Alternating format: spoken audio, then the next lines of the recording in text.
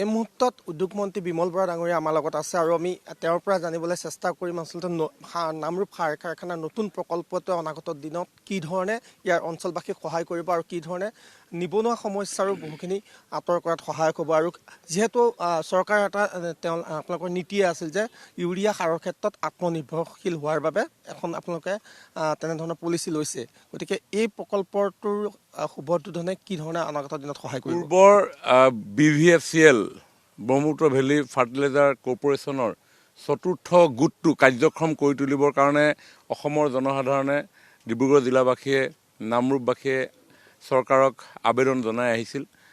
বিগত দিনসমূহত এই জনসাধাৰণৰ ন্যায্যতাৰ দাবীক বাকী চৰকাৰসমূহে যেনেধৰণে গুৰুত্ব প্ৰদান কৰিব লাগিছিল তেনেধৰণে কৰা নহ'ল।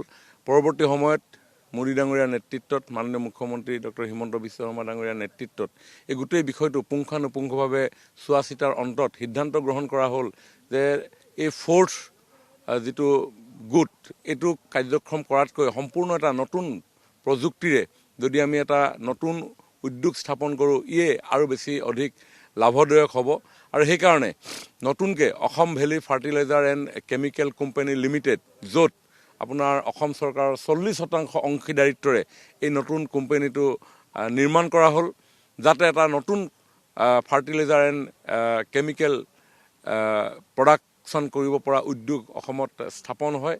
আৰু আজি আমাৰ সেই অপেক্ষিত সৌভাগ্যৰ দিন যে মোদী ডাঙৰীয়াই খন্তেক সময়ৰ পিছতে ইয়াত আহি এই নতুন উদ্যোগটোৰ ভূমি পূজন কৰিব, য'ত 10,000 কোটি টকা বিনিয়োগ হ'ব, য'ত প্ৰায় 460জন লোকৰ প্ৰত্যক্ষ নিযুক্তিৰ লগতে 1,500তকৈও অধিক পৰোক্ষভাৱে ইয়াতে কৰ্মসংস্থাপনৰ সুযোগ সৃষ্টি হ'ব। অন্যহাতে পৰিবহণ যোগাযোগ ব্যৱস্থাত লজিষ্টিক এণ্ড ছাপ্লাই এই ক্ষেত্ৰতো আমি যথেষ্ট এই অঞ্চলটো লাভান্বিত হ'ব, কাৰণ প্ৰত্যেক দুদিনৰ মূৰে মূৰে এক ৰেক ট্ৰেইনত ইয়াত প্ৰডাকশ্যন হ'ব।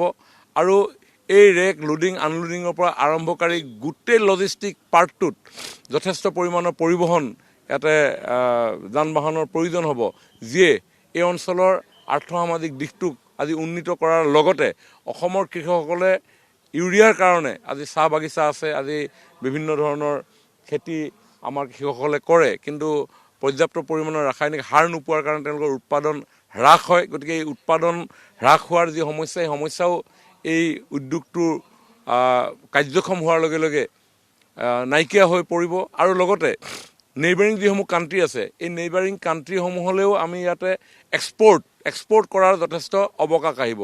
মোদী ডাঙৰীয়াই নৰ্থ ইষ্টক নিউ ইঞ্জিন হিচাপে সদায় তেওঁ আখ্যায়িত কৰি আহিছে যে নৰ্থ ইষ্ট নহয়, আজি ভাৰতবৰ্ষৰ নিউ ইঞ্জিন। সেইকাৰণে উত্তৰ পূৰ্বাঞ্চলক তেখেতে আমাৰ দেশৰ অষ্টলক্ষ্মী হিচাপে আখ্যা দিছে। আৰু এই অষ্টলক্ষ্মীয়ে যে ভাৰতবৰ্ষক নতুন দৃষ্টিৰে পৃথিৱীবাসীলৈ আগবঢ়াই লৈ যাব, তাৰেই প্ৰমাণ হিচাপে আজি ইটোৰ পিছত সিটো তেখেতে উদ্যোগ স্থাপন কৰিছে। আজি ছেমি কণ্ডাক্টৰ আজি আপোনালোকে সকলোৱে জানে, উইদাউট ইলেক্ট্ৰনিক্স গুডছ অবিহনে কেতিয়াও আমাৰ আজিৰ আধুনিক সমাজ আগুৱাই নাযায়। গতিকে ভাৰতবৰ্ষৰ প্ৰথমটো ইণ্ডিজিনাছ টেকন'লজি, য'ত ইণ্ট্ৰডিউচ হোৱাৰ পিছতে সিদ্ধান্ত গ্ৰহণ কৰা হ'ল যে 2টা ছেমি কণ্ডাক্টৰ উদ্যোগ ভাৰতবৰ্ষত স্থাপন হ'ব, 10টা হ'ব, কিন্তু প্ৰথম পৰ্যায়ত 2টা, এটা গুজৰাটৰ ধলেৰাত হ'ল আৰু এটা আমাৰ গুৱাহাটীৰ অসমৰ জাগিৰোডত হ'ল। 27,000 কোটি টকা ইনভেষ্টমেণ্টৰ জৰিয়তে বিশাল সংখ্যক তাত এমপ্লয়মেণ্ট জেনেৰেশ্যনৰ উপৰিও ছাউথ ইষ্ট এছিয়ান যিসমূহ কাণ্ট্ৰি আছে, যিসমূহ কাণ্ট্ৰি ইলেক্ট্ৰনিক্সৰ ক্ষেত্ৰত ডিপেণ্ডেণ্ট হ'ব পৰৱৰ্তী সময়ত অসমৰ ওপৰত, আমাৰ জাগিৰোডৰ এই ছেমি কণ্ডাক্টৰৰ ওপৰত। আৰু সমান্তৰালভাৱে এই ছেমি কণ্ডাক্টৰ যেতিয়া হৈ যাব, তাৰ যিখিনি এনচিলাৰী উদ্যোগ, আজি মোবাইল ফোন বনোৱা কোম্পানী হওক, আপোনালোকৰ এই কেমেৰা বনোৱা কোম্পানী হওক, গাড়ী মেনুফেকচাৰিং কোম্পানী হওক, এখেতসকলো ছেমি কণ্ডাক্টৰ যেতিয়া ইয়াতে সুলভ হ'ব, ইয়াতে তেওঁলোকে সেইসমূহ উদ্যোগ স্থাপন কৰিব। আৰু পৰৱৰ্তী সময়ত যিহেতু আমাৰ অসমৰ যিটো ভৌগোলিক অৱস্থান, জিঅ'গ্ৰাফিকেল যিটো আমাৰ লোকেশ্যন, এই লোকেশ্যনৰ পৰা ডিউৰিং 3 to 4 hours আমি পৃথিৱীৰ 30% মানুহক কানেক্ট কৰিব পাৰোঁ। Within 3 to 4 hours we can connect more than 30% of global population. গতিকে ছাউথ ইষ্ট এছিয়ান যিসমূহ কাণ্ট্ৰি আছে, সেই কাণ্ট্ৰিসমূহৰ লগত আমাৰ এই যি সম্পৰ্ক স্থাপন হ'ব, ইয়ে আগন্তুক দিনত এটা নতুন ইৰা আজি আগুৱাই লৈ যাব, য'ত হস্পিটেলিটি উদ্যোগ, য'ত আপোনাৰ এডুকেশ্যন উদ্যোগ, যিকোনো অন্যান্য যিবিলাক আছে, hospitality, hotel, tourism, education, medical, অসমৰ জৈৱ বৈচিত্ৰতা, অসমৰ কালচাৰ, অসমৰ ক্ৰাফ্ট, এই গোটেই বস্তুবিলাক, অসমৰ ইতিহাস, এইবিলাক বিশ্ববাসীৰ আগত আমি দাঙি ধৰিবৰ কাৰণে সক্ষম হ'ম। আৰু তাৰেই অন্যতম উজনি অসমত আজি মোদী ডাঙৰীয়াই 10,000 কোটি টকাৰে এই যি আপোনাৰ ফাৰ্টিলাইজাৰ এণ্ড কেমিকেল কোম্পানী লিমিটেডৰ গঠনৰ জৰিয়তে যি এমনিয়া ইউৰিয়া প্লাণ্ট ইয়াতে আজি ভূমি পূজন কৰিব, ইয়ে নেক্সট কামিং ডেইজত অসমখনক এটা নতুন ছবি প্ৰদান কৰিবৰ কাৰণে সক্ষম হ'ব। আৰু যিহেতু বিজেপিৰ কাৰণে আৰু এটা কথা আছে যে 3 মাহৰ পিছত নিৰ্বাচনো আছে, আপোনালোকৰ এনেধৰণৰ যি পদক্ষেপ লোৱা গৈছে, উন্নয়নমুখী পদক্ষেপসমূহে অনাগত দিনত ৰাইজৰ পৰা কি ধৰণৰ সহায় পাব? ৰাইজে সেইকাৰণে আমাক ভোট দিছিলে, যাতে আমাৰ ৰাজ্যখনত থকা আনইলেক্ট্ৰিফাইড মানুহক আমি ইলেক্ট্ৰিফাইড কৰোঁ। কাৰণ 16 চনত আমাৰ অসমত 67 লাখ মানুহ আছিলে ঘৰ, 16 চনলৈকে মাত্ৰ 22 লাখ মানুহৰ ঘৰত ইলেক্ট্ৰিচিটি আছিল। আৰু আমাক দায়িত্ব দিছিলে যে বাকী 45 লাখ মানুহক ইলেক্ট্ৰিফাইড কৰিবৰ কাৰণে। উইদিন 3 to 4 years মোদী ডাঙৰীয়া, সেই সময়ৰ সৰ্বানন্দ সোণোৱাল ডাঙৰীয়া, এতিয়া হিমন্ত বিশ্ব শৰ্মা ডাঙৰীয়াৰ নেতৃত্বত আমি 100% ইলেক্ট্ৰিফাইড কৰিলোঁ। সেইটো আমি মানুহক লৈ কৰা ৰাজনীতি, সেইকাৰণে আমাক ভোট দিছে। আজি আলি পদূলিবিলাক ভাল হৈছে।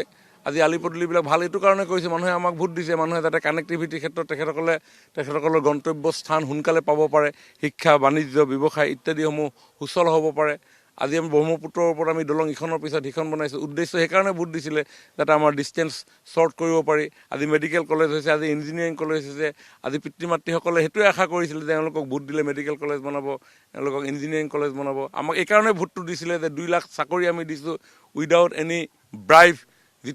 যি কলা দিন কংগ্ৰেছৰ দিনত আছিলে, যে ধন টকা পইচা নহ'লে এটা চাকৰি পোৱাটো সম্ভৱ নাছিল। আজি আমাক এইকাৰণে ভোট দিছিল যে without money, without bribe, without backing, যে মেধাৰ ভিত্তিত এজন ছাত্ৰই, যুৱক যুৱতীয়ে তেওঁলোকে চাকৰি পায়। সেইকাৰণে আমাক ভোট দিছিলে। আমাক এইকাৰণে ভোট দিছিলে নামৰূপত ফাৰ্টিলাইজাৰটো আকৌ ভাল কৰিব লাগে, ইয়াত যাতে উদ্যোগীসকলে, কৃষকসকলে তেওঁলোকৰ প্ৰয়োজনীয় সাৰ ইয়াতে পাব পাৰে। আমাক সেইকাৰণে ভোট দিছিলে ছেমি কণ্ডাক্টৰ বনাবৰ কাৰণে। আমাক সেইকাৰণে ভোট দিছিলে টানেল বনাবলৈ। আমাক সেইকাৰণে ভোট দিছিলে 4 লেন বনাবৰ কাৰণে, 6 লেন বনাবলৈ। গতিকে আমি ৰাইজে সিদ্ধান্ত ল'ব। ৰাইজে আমাক যিটো মেণ্ডেট দিছিলে যে এইখিনি কাম কৰা, আৰু আমি যিমান পাৰিছোঁ একেবাৰে short span of time, within 10 years আমি এইখিনি কাম কৰিছোঁ। বাট আমাৰ দেশ স্বাধীন হৈছিলে 1947। From 1947 till 2016, out of 67 lakhs people in Assam, only 22 lakhs people has electrified. সৰু ল'ৰা ছোৱালীয়ে কিতাপ কেনেকৈ পঢ়িব কোনো চিন্তা নাছিলে। গভৰ্ণমেণ্ট স্কুলৰ কি অৱস্থা আছিলে আপোনালোকে সকলোৱে দেখিছিলে। আজি ল'ৰাটোৰ হাতত কিতাপখিনি আমি তুলি দিছোঁ। ভোট আমাক সেইকাৰণে দিছিলে।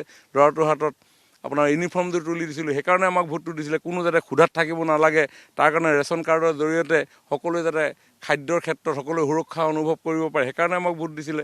আজি 5 লাখ টকা প্ৰত্যেকজন পৰিয়ালৰ হাতত আমি তুলি দিছোঁ, যাতে কেঞ্চাৰ, কিডনী, হাৰ্ট, নিউৰলজি, নিউনেণ্টেল বাৰ্ণ ইত্যাদি যেতিয়া বেমাৰ আজাৰ হয়, চকু পানীৰে যাতে বাট দেখিব লগা নহয়, বৰঞ্চ সেই কাৰ্ডখন লৈ সাহসেৰে নিজৰ সন্তান, নিজৰ আত্মীয়জনক, নিজৰ পত্নীক, নিজৰ স্বামীক যাতে সুস্থ কৰি ঘৰলৈ লৈ আনিব লাগে, সেইকাৰণে আমাক ভোটটো দিছিলে। সৰু ছোৱালীজনী চাইকেলখন লৈ স্কুললৈ যাব লাগে, দেউতাকক টুনটুনাই থাকে, দেউতাকে দিব নোৱাৰে। গতিকে আমাৰ মুখ্যমন্ত্ৰী ডাঙৰীয়া সকলোৰে ক্লাছ 9ৰ ছোৱালীবিলাকৰ হাততো চাইকেলখন তুলি দিছে, 10ৰ হাততো তুলি দিছে। মেট্ৰিক পাছ কৰাৰ পিছত এডমিশ্যন ল'ব নোৱাৰে, পইচা নহ'লে ঘৰত দুখ হয়। গতিকে গোটেই স্কুল কলেজবিলাকত এডমিশ্যন ফ্ৰী কৰি দিছে, সেইকাৰণে আমাক ভোটটো দিছিলে। গতিকে আপোনাৰ হায়াৰ ছেকেণ্ডেৰী পাছ কৰাৰ পিছত যদি 1000 টকা এটা হ'লে ছোৱালীজনী ভালকৈ কলেজলৈ যাব পাৰে। হায়াৰ ছেকেণ্ডেৰী পাছ কৰাৰ পিছত ডিগ্ৰীত 1250 টকা হ'লে যদি স্কুললৈ যাব পাৰে, কলেজলৈ যাব পাৰে। সেইকাৰণে আমি নিযুত মইনা আৰম্ভ কৰিছোঁ। কোনো মহিলাৰ হাতত যাতে অকণমানেই টকা অকণমান থাকিলে তেওঁ অকণমান সাহস অনুভৱ কৰে, সেইকাৰণে আমি অৰুণোদয় দিছোঁ। কোনোবা উদ্যমী মহিলাই কিবা কৰিম বুলি ভাবিছে, চিলাই মেচিন এটা কিনি যদি মহিলাসকলৰ চাৰ্ট, কাপোৰ ইত্যাদি মেখেলা ব্লাউজকে চিলাব বিচাৰি পিনি যদি 2 পইচা আৰ্জন কৰিব বিচাৰিছে, সেইকাৰণে মহিলা উদ্যমিতা 50 লাখ মানুহক আমি সহায় কৰিছোঁ।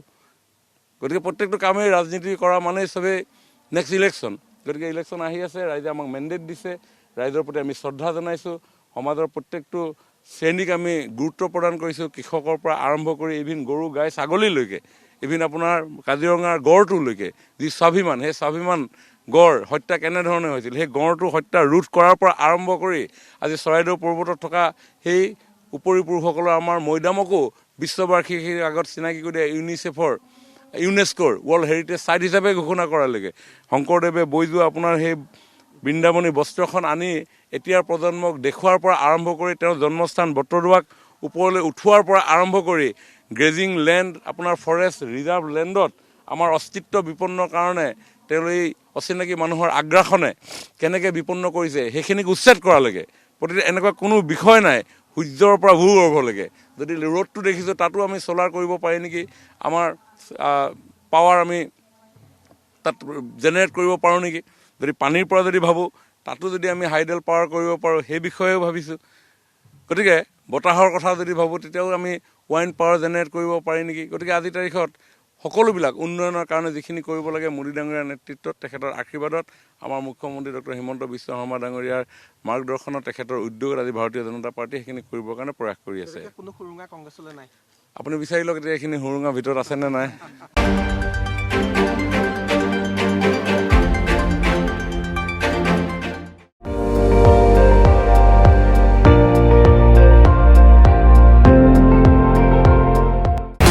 আপুনি চাই আছে ND24, সৰ্বশ্ৰেষ্ঠ নহয় সৰ্বোত্তমৰ দৌৰত।